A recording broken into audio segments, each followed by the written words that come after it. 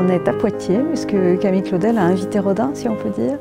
Le musée de Poitiers voulait s'associer à la commémoration du centenaire de la mort de Rodin. Nous avons proposé à tous les musées qui avaient des Rodin dans leur collection d'être associés à ce centenaire en leur donnant éventuellement des ressources, des moyens supplémentaires, quelques prêts. C'était une manière pour nous que ce centenaire de Rodin ne soit pas un petit phénomène parisien, mais soit vraiment élargi à l'ensemble du territoire. Et donc le musée de Poitiers s'est associé à cet événement puisqu'il possède, ce qui n'est pas forcément très connu, 7 œuvres de Camille Claudel et puis 2 œuvres de Rodin.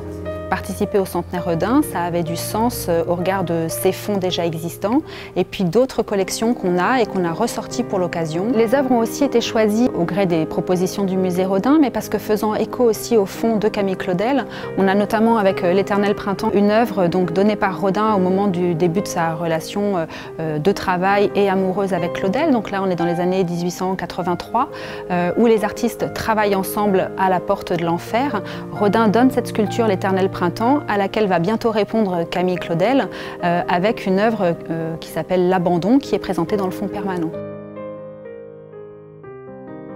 Puis je pense que pour le grand public, une œuvre assez emblématique, c'est le fameux Baiser, dont on a un exemplaire en provenance du musée de Guéret et qui permet d'évoquer notamment sa relation avec son élève et compagne Camille Claudel.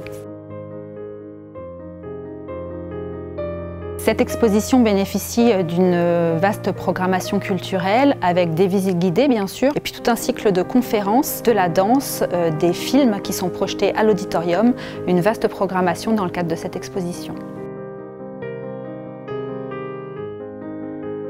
L'idée c'est de venir pour Rodin et puis de découvrir tout le contexte de création artistique de cette époque et notamment les praticiens de l'artiste. L'intérêt pour les visiteurs, je crois, c'est la contextualisation. C'est à la fois de redécouvrir peut-être des œuvres qu'ils ne connaissaient pas à la lumière de cet accrochage Claudel-Rodin ou Rodin-Claudel, comme on voudra. Le Grand Ouest va venir redécouvrir Rodin et les collections du musée.